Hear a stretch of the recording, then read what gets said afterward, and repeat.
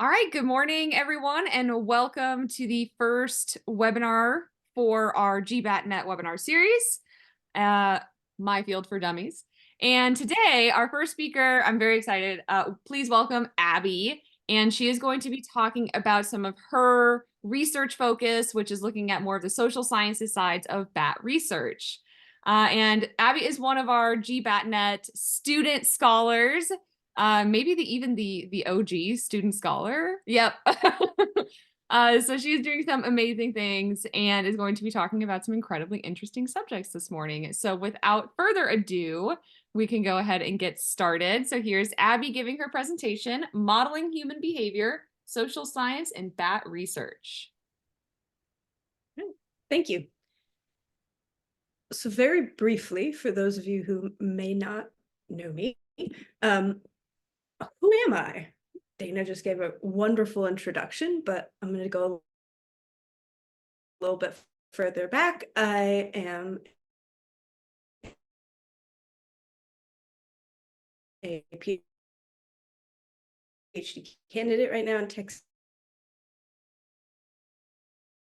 Tech, but I did my university, did a lot of work on bats, and particularly looking backward and forward in time.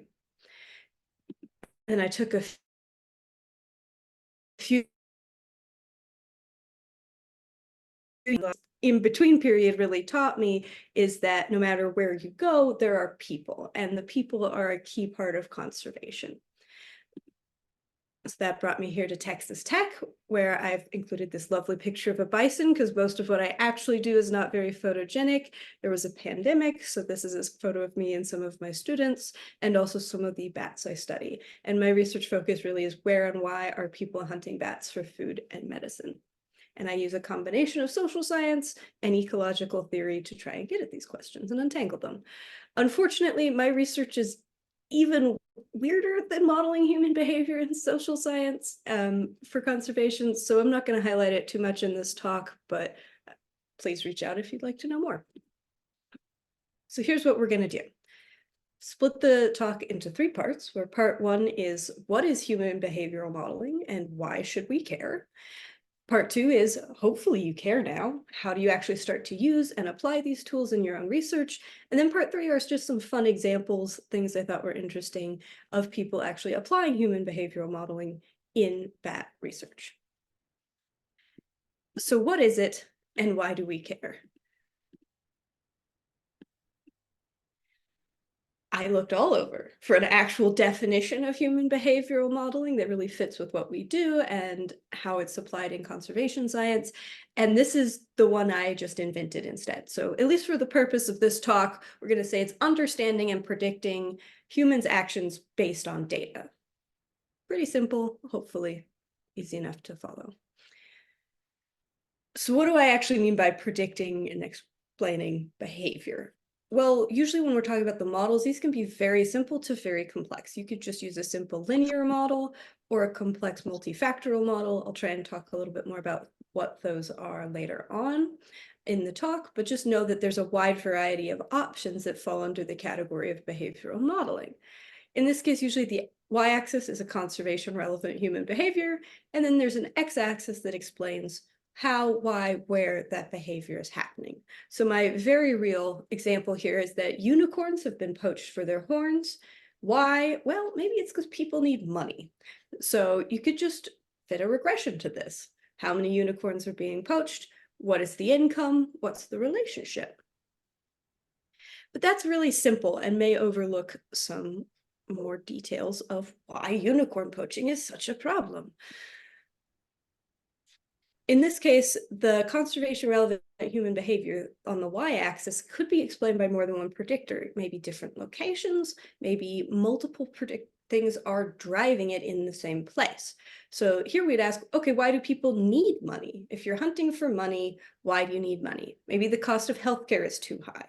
Maybe you're a long way from a school and you need to pay for a boarding school to send your kids to. And both of these are different and would require different conservation solutions. So we could say, perhaps run a model and find in one place the best solution would be to improve medical care by funding a free clinic, which is underfunded. Maybe building a school near where unicorns are hunted so people aren't having to pay money to do that.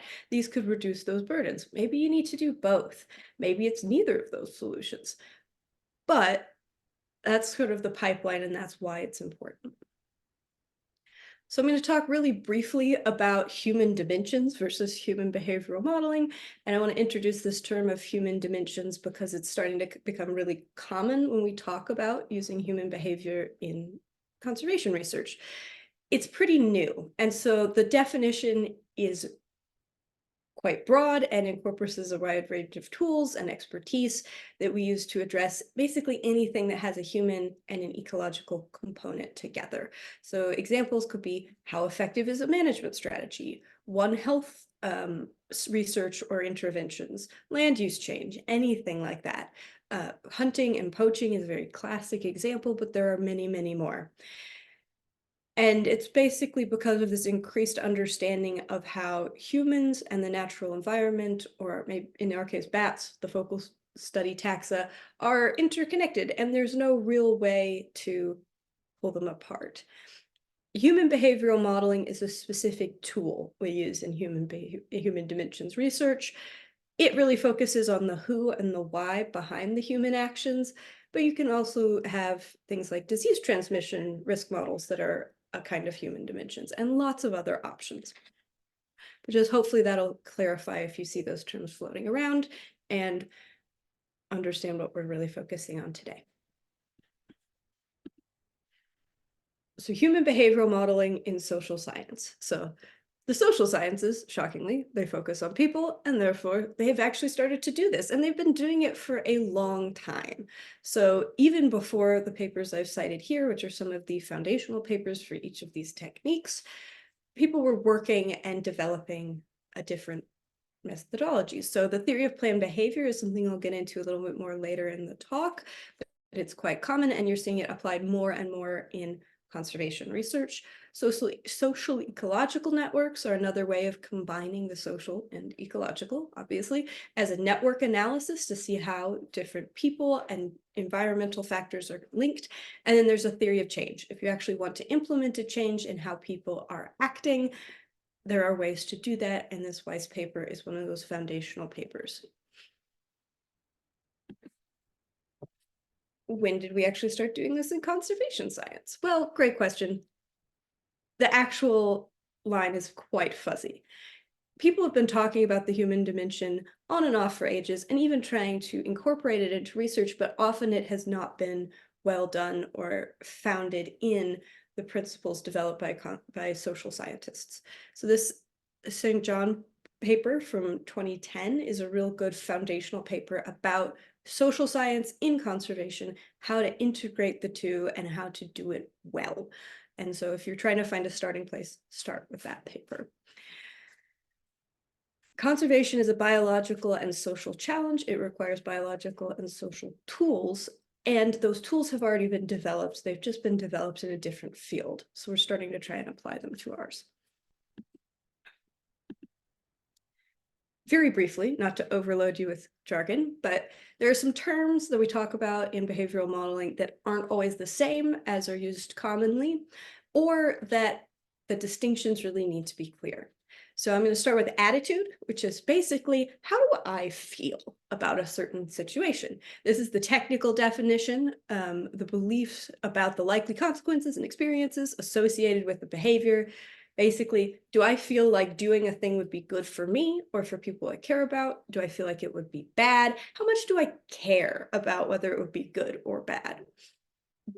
The behavior, which is different from attitude, it's different from belief, is the actual action carried out in response to, in this case, a situation or stimulus. Did pull this straight from Google, but it seemed to be a good definition.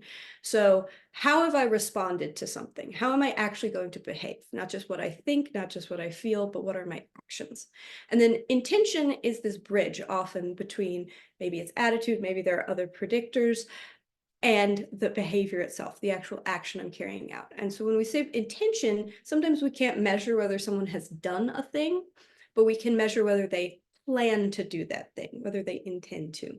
And hopefully I'll try and redefine these as they come up, but I just wanted to make sure those were extra clear. Why should you care? Well, basically, conservation and conservation biology is a crisis discipline.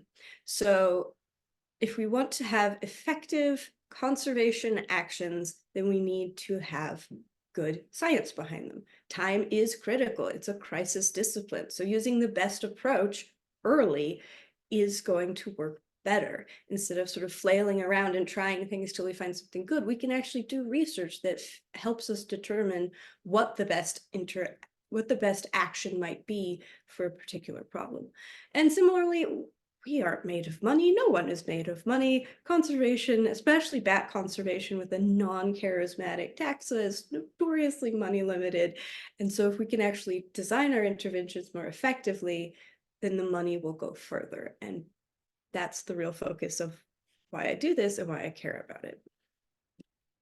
So hopefully you have a basic understanding and some appreciation for how this could be useful. How do you actually start to apply these tools?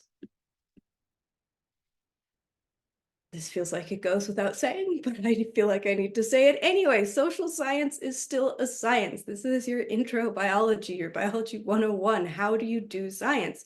It's still using data to answer a question. There are still hypotheses and predictions. There are still strong theoretical frameworks that have been developed in the social sciences to help underlie the way we collect data, the ways protocols are made, the way that data are analyzed, all of that. And I really want to highlight this Straka et al. Paper from 2021 about how to do social science in conservation research, particularly bat conservation research, because it covers all of this. It's a really good, here are the basics of social science. Here's what you need to think about. Here are the do's and the don'ts and all of that good stuff. So to help make this more tangible, I've come up with a very, very serious example of how one might fit a question into these frameworks. So in this case, the cookies are gone. Bad news. Why are the cookies gone? There could be a lot of hypotheses here, but I've come up with the someone probably ate them, and that's what I'm planning to test. In order to sort of develop this, I've decided to look at past data on potential cookie thieves, and I've come up with one who seems most likely to be responsible. He's been a cookie thief for a very long time, and the pattern is likely to have continued. So to standardize my protocol and analysis, in this case, I'm just going to reach out and ask the cookie monster if he ate all of the cookies, and he said yes. There we go. The who has been determined. Who ate the cookie? Why are the cookie monsters gone? Who ate them? Cookie monster ate them.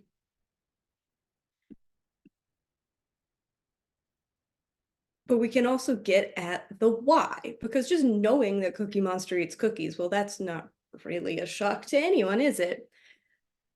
So why does Cookie Monster eat cookies? There could be actually a lot of reasons, and typically the way we do this is to either develop a single hypothesis or multiple competing hypotheses, the same that you would in any other science, and then test those using a variety of tools.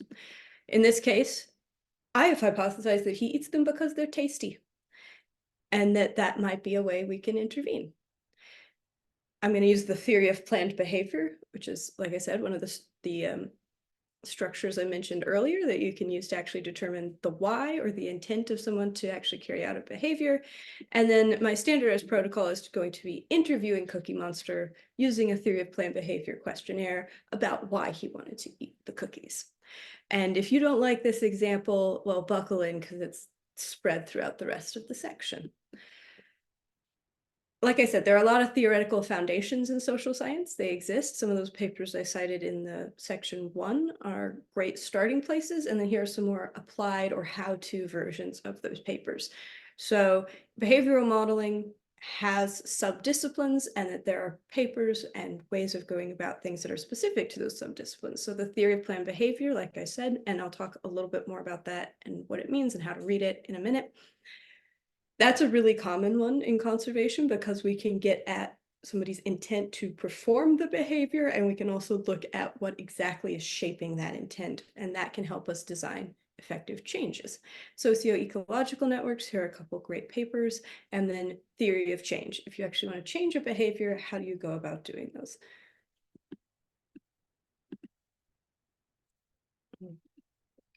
So I said I'd dive into the theory of planned behavior, and this is a somewhat simplified version of what you'll typically see. If you're at all familiar with the structural equation model, you'll notice that it is in a structural equation model format, and that is how we actually analyze these. But the theoretical concept is here as well. So in this case, you have your things that can be measured: behavioral beliefs, normative beliefs, and control beliefs. And those feed into things that we can't measure, like attitude. You could ask somebody, how do you feel about bats? But it's better to ask a lot of questions and then put those into a single idea of attitude. Same with subjective norm, which isn't something I've defined yet, but the best way I can explain this is it's perceived social pressure. How do you think other people feel about you doing a behavior? And then how much do you care about what those people think? Similarly, perceived behavioral control, and remember, this is basically a cognitive model, so it's all in someone's head, which is why we're using terms like subjective and perceived, because those may not be the reality, but that is how the individual or group of individuals is interacting with the world around them. So, perceived the action. Can you perform the behavior? Barriers to you performing the behavior? Are there things you think are real benefits or aids to help you perform the behavior? And so we combine these. How do you feel about the behavior? How do others feel about the behavior? And how well do you think you can perform the behavior? So your attitude, your subjective norm, and your perceived behavioral control into an intention, which is then what we use to actually predict the behavior. And usually you'll see papers either only going to intention or measuring behavior and then looking at intention back or forth, because sometimes we can't measure behavior directly. And that's how and there's a really strong relationship between someone's intention to perform a behavior and them actually performing a behavior. Although throughout the literature, you will see people hedging, saying, well, we know they intend to do it, but we can't say for absolutely sure that they will do it, but it's very likely they will. So I'm going to talk very briefly about these arrows, because we have a lot of them, and sometimes this can get even more confusing.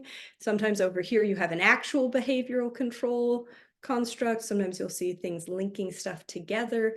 Most fundamentally, these are the arrows you'll need to pay attention to if you're trying to understand this in, say, a paper. And how it works is the arrows on the left, so you'll see they're pointing toward the square boxes.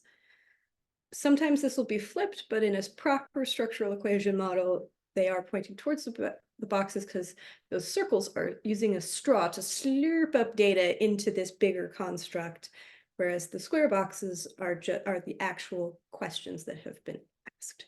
And then when you look at the arrows between, say, attitude and intention, that's actually a regression.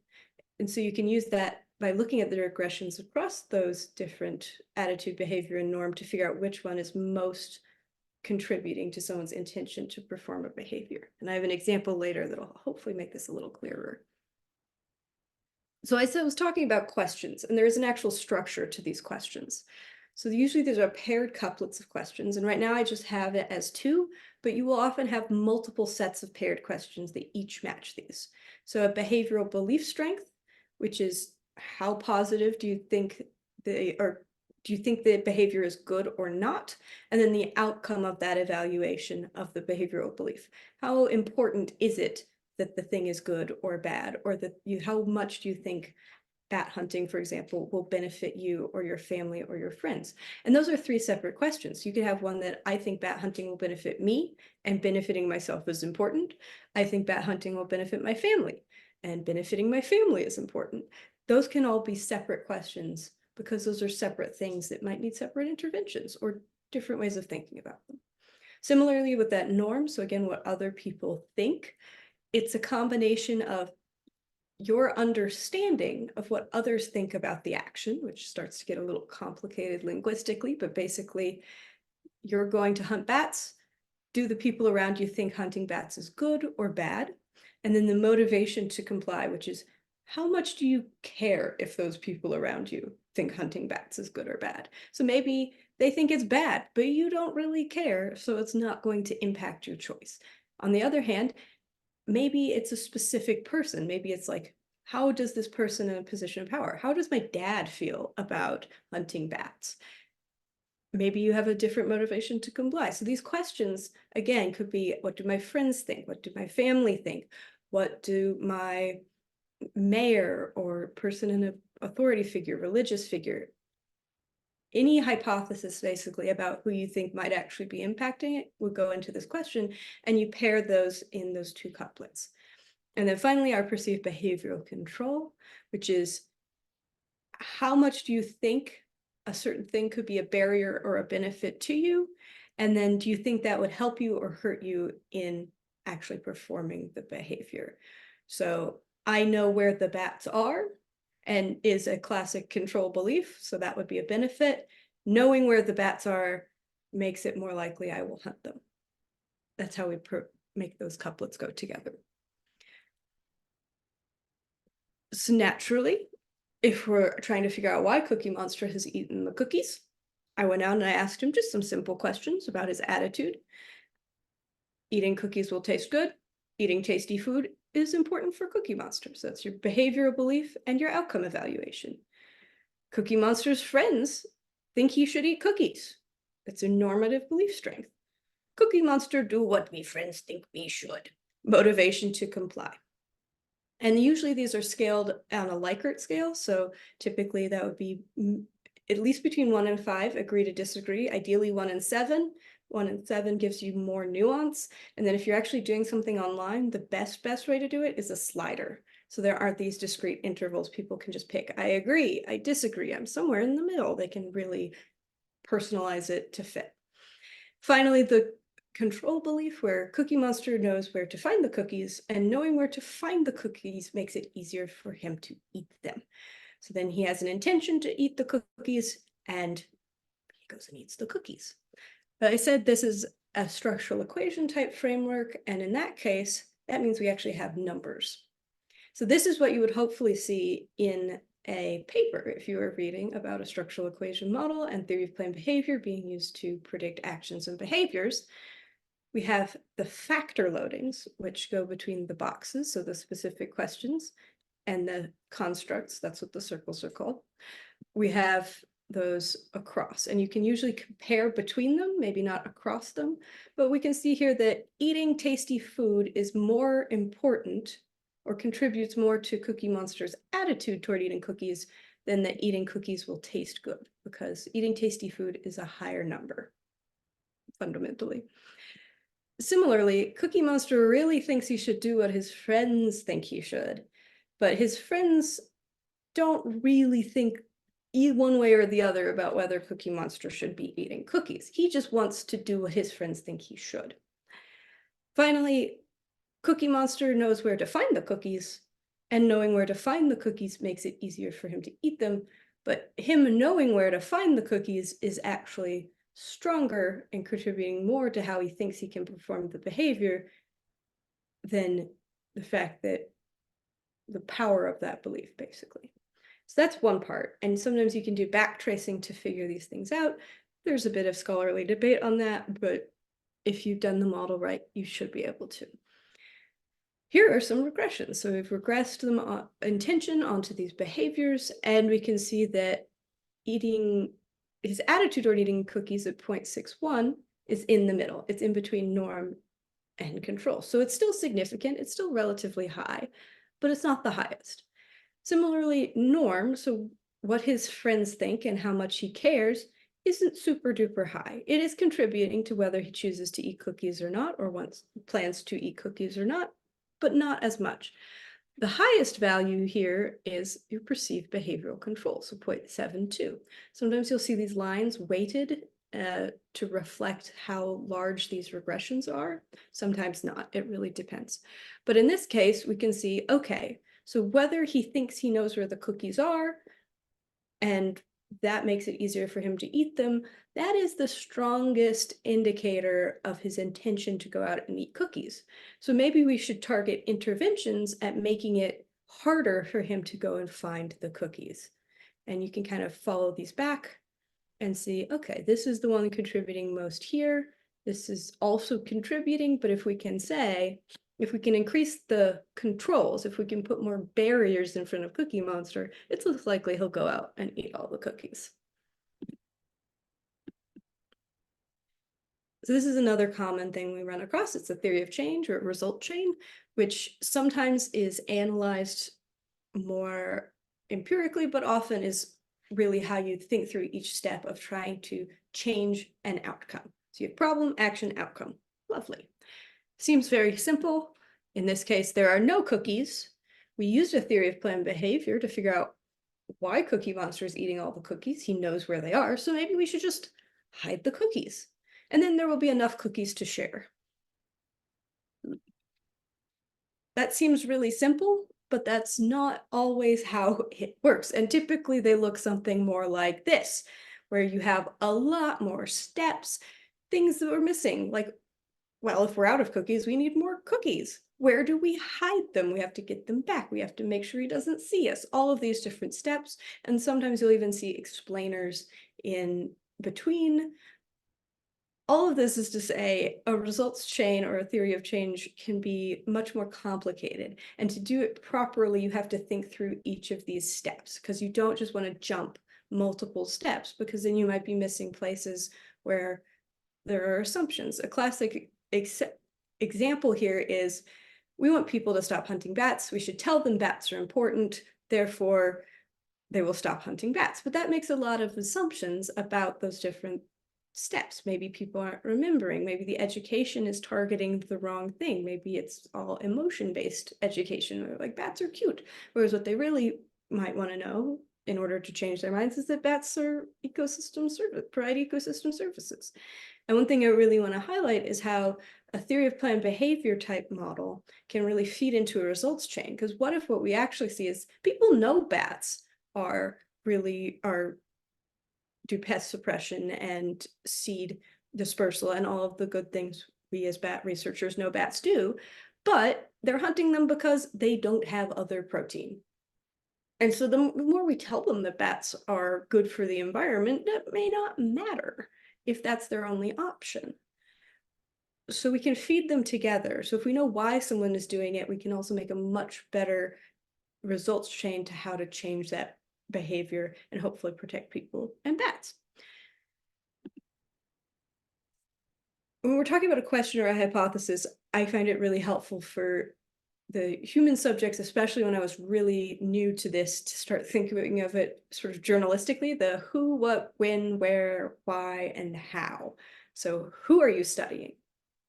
Which can be, you could say bat hunters, but bat hunters where? Bat hunters in a specific region, in a specific time period, all of that. Who, what are you measuring? When are you studying? Like, what's the limit here? When are you starting? When are you ending? And that's really defined based on your research question. Are you trying to figure out a snapshot now? Do you want to know how people were behaving in the past? Establishing these things is really important in the same way that that's important for a just standard ecological research study. Who is your study population? What are you measuring in them? When is the length of your study? So if you're trying to figure out change over time and you only have a study that lasts for one summer, that's not going to do anything. Where's your study site? Why are you studying this? Basically, like what does it matter?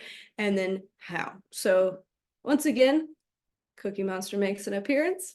So if we're studying the Cookie Monster, we are measuring his intent to eat cookies. When are we studying? Well, about 1972 to present. I've decided to go for the full lifespan of the Cookie Monster. Where are they? They're on Sesame Street. Why? Because we also want the cookies and he's eaten all of them. And then how will we collect the data? We can do an interview. There are a lot of other techniques though. So the theoretical foundation and that who, what, when, where, why, how really should inform how you're collecting data. So just like every other research study, and I know I'm kind of harping on about this, in social science, we use the theoretical foundation, we use the hypotheses and predictions, and we use the research question to determine the data source. So you can do a survey, maybe a simple Google Doc, maybe you go around asking people at a cookie expo, go to the bakeries and ask if they've seen any fuzzy blue monsters wandering around and ask them questions about the monster's behavior. You could ask the monsters themselves. You can look at historical reports. These could be things in journals. These could be just asking people to remember or telling stories. There are all kinds of ways to get back historically. You could do web scraping. You can do legal records, which can also be historical. You can use the gray literature. You can do all kinds of things to try and get at some of these data, and which you do depends on what you're trying to answer and what theoretical framework you're using. So I'm going to talk briefly about surveys because these are the most common and can go wrong quickly. So pitfalls, challenges, recommendations. The first and most important thing I really need to emphasize is surveys require lots of time and lots of thought. So you can't just slap it together at the end. We really want you to be performing surveys. Maybe it's a before and after if you're doing education to see how well it worked. But the questions and how they're delivered are important. So are you giving people a written survey? Check the boxes, draw a line. What does a bat look like? Draw it on the paper, anything like that. Or are you giving it orally? Maybe people aren't as comfortable or familiar writing, so actually interviewing them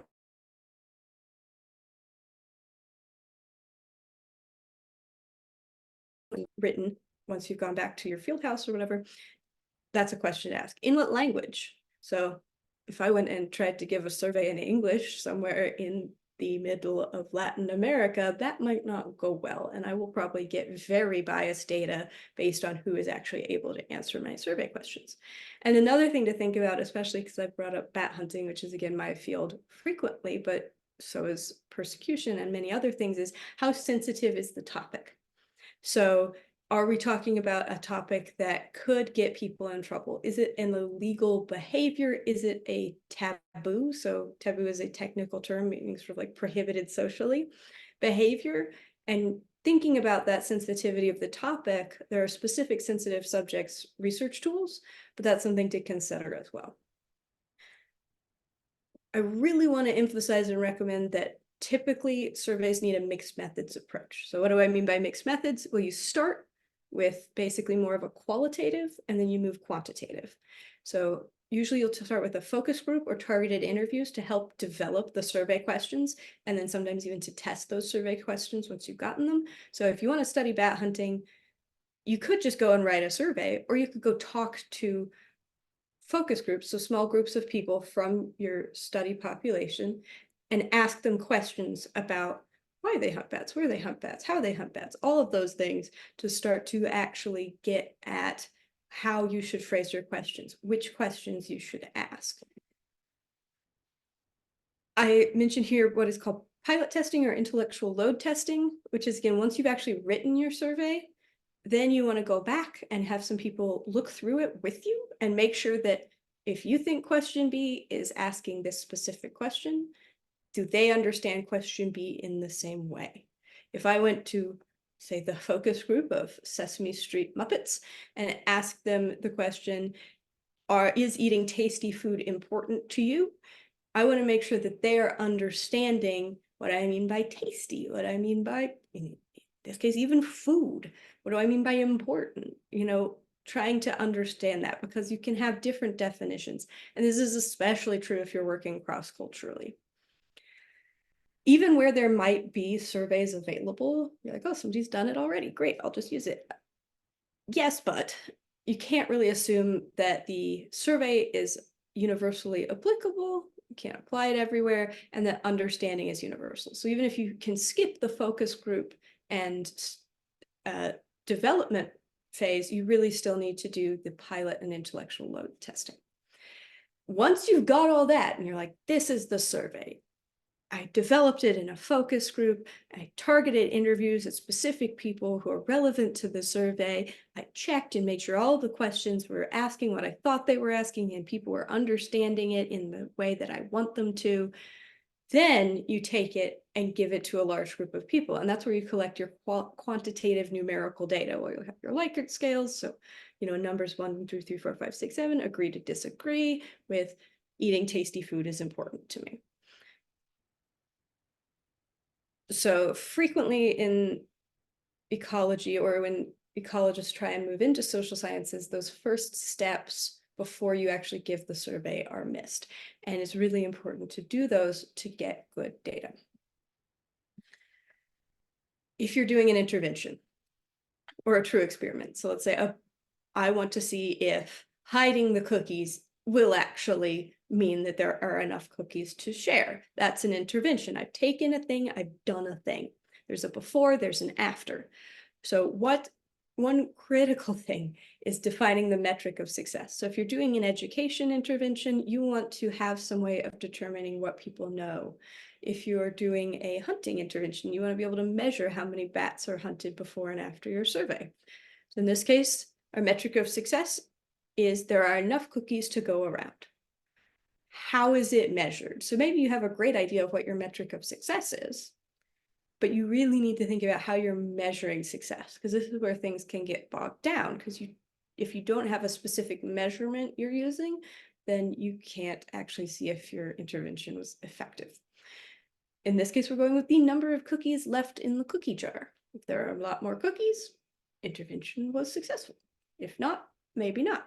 And again, social science is science. Include a control group. If you're doing an education intervention, make sure you keep one group of people who you don't intervene in. Maybe there's a TV program on bats, and that's what actually changed people's attitudes or behaviors before and after.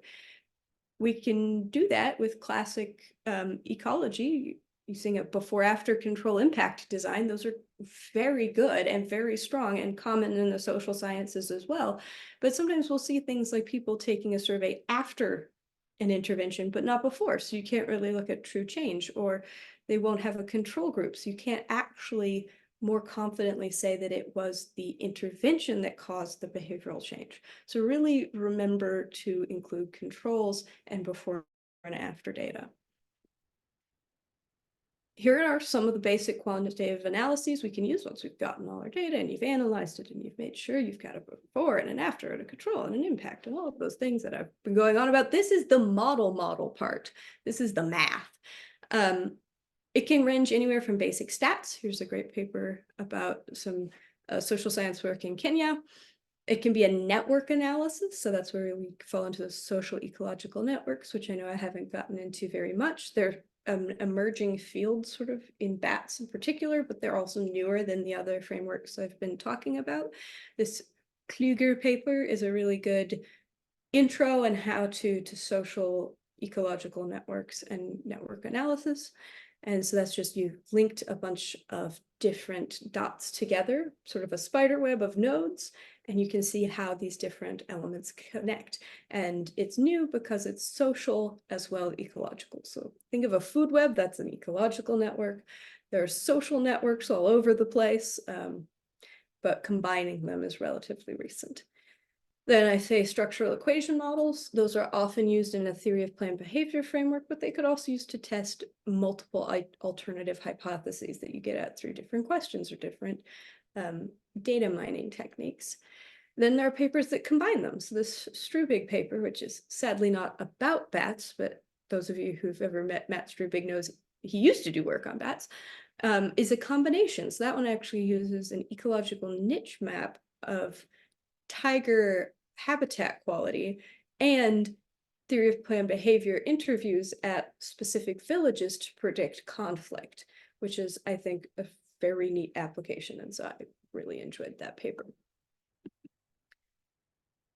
On reporting results. Fully describe everything. If you can, publish your questionnaire and the identified data. So we legally and ethically really shouldn't be publishing data that we can trace back to a single person. But if your study size is sufficiently large and you can remove key pieces of information, like maybe changing specific ages into age groups, maybe specific locations of where someone lives or works into broad regions. Then the data can actually be published, and again, contributing to open science, which is important across all of the sciences. What to include? Your basic demographics. What were the ages of the participants? Minimum, maximum, mean, confident, 95%, all that. Gender is pretty important. Maybe you were interested in income, so you should report what the spread of all your data were. The timeline of when you collected the data and when your study focused on. So if you're asking people to remember back in the past, that's one part of the timeline. If you're when you actually carried out the study, that's the second part. And then location. Where did you do it? It's all the same.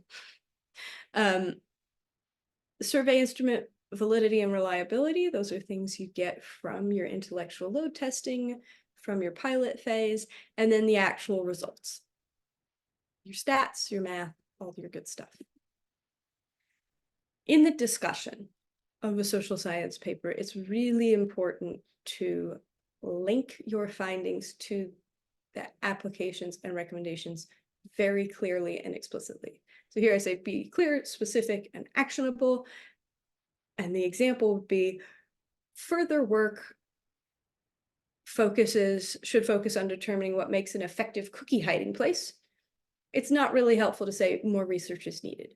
Similarly, good cookie conservation intervention should pay special attention to hiding the cookies well. Okay, that's something I can go and implement in my cookie protection. Just saying this research will inform the action of cookie conservation interventions is less helpful. And so that's just one thing to think about as we move forward. How do we actually make recommendations that are applied and can be used by researchers? Here are some basic recommendations, or I guess broader recommendations beyond all of the basics. So if you're doing this, try and get a social scientist on board early. It is very helpful and will save time in the long run.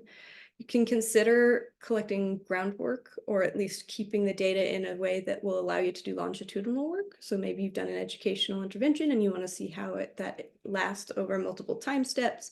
That requires keeping data on specific individuals.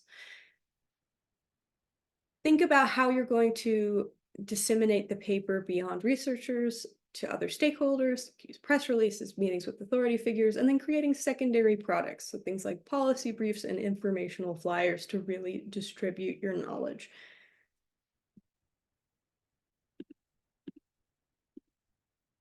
So I'm going to blow through this very fast because we're starting to run out of time.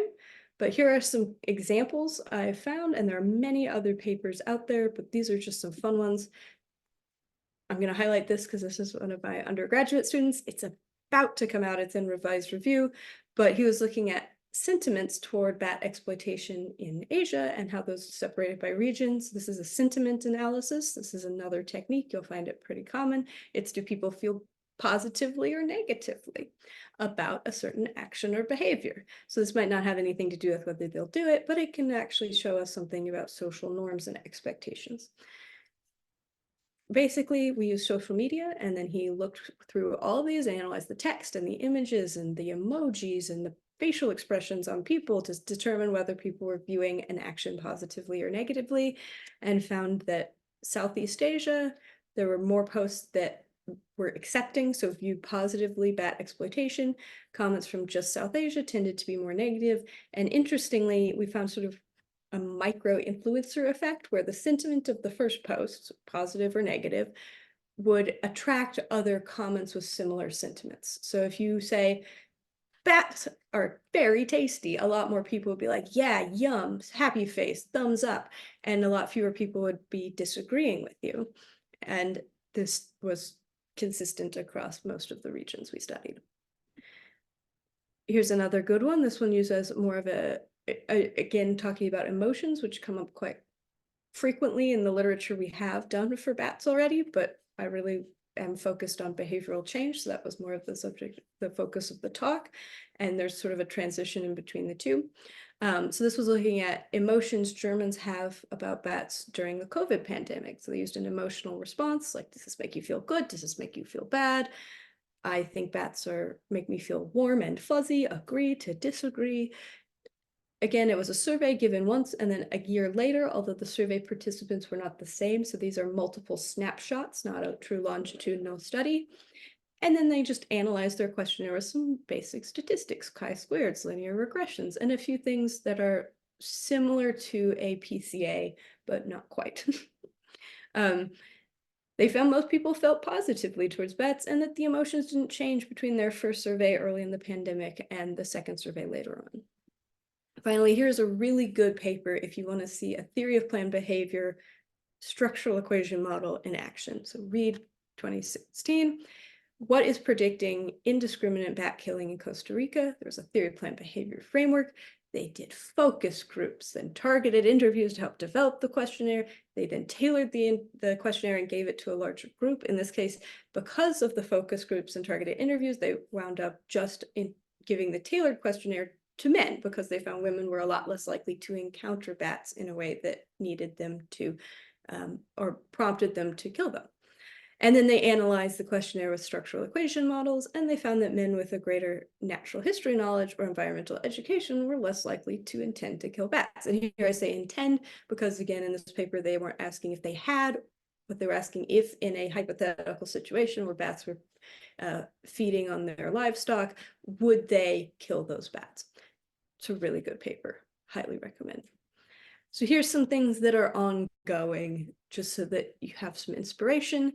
One thing I forgot to put on here is that GBATnet has a social ecological networks working group. So if you're interested and you want to learn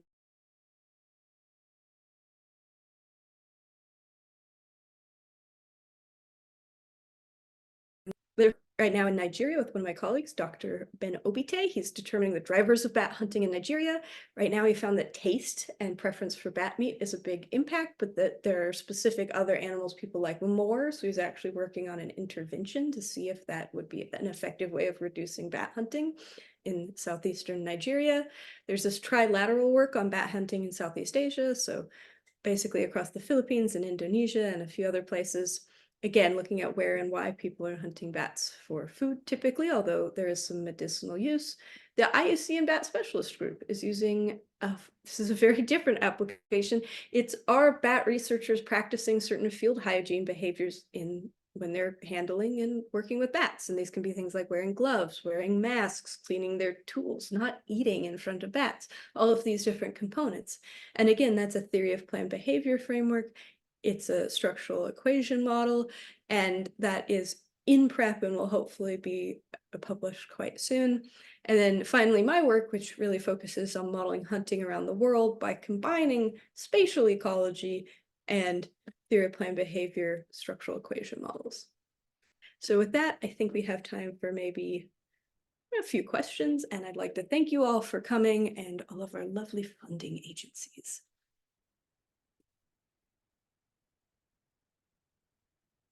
All right, Abby, thank you so much. That's seriously, I feel like when I know personally, whenever I got into bat research, the social science side of things, it just, I never realized how important that side of bat research was going into this type of field.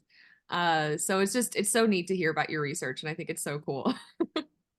Thanks. I completely agree. And, like the longer I've been in the social science combination ecology parts of things, the more excited I get about how you can really do things quantitatively and well, which is something I hadn't seen before I started. And Yeah, it makes me very excited. especially since you said, like, I think it was pretty early on in your talk about how bats historically, especially historically, are not the most charismatic taxa. And so understanding the social side of things is probably even more essential as we move forward with bat conservation efforts. I Uh, agree, especially in light of some negative publicity they may have gotten in the recent past, shall we say. exactly, right? Do we have any questions or anything in the chat? All right. Well, not Nope, hearing. that was great. I just want to say that was excellent. Thank you, Abby. I've been aware of what you were doing for a long time, but now I feel like I understand it for the first time. Thank you, Nancy. That is great to hear. All right. Well, barring any questions, I think we can go ahead and just thank Abby again for being our very first speaker for our webinar series this year. And stay tuned for more announcements. We have, I've been planning a whole list of speakers for going all the way into the spring. And so stay tuned for on our Facebook page, on our Twitter, also known as X. Pages where I will be announcing all of the speakers coming up here. So stay tuned and we will be having more webinars moving forward. All right. Thank you all for coming. Yeah. Thank you, everyone. And thank you again, Abby. It was seriously so great. Happy to do it.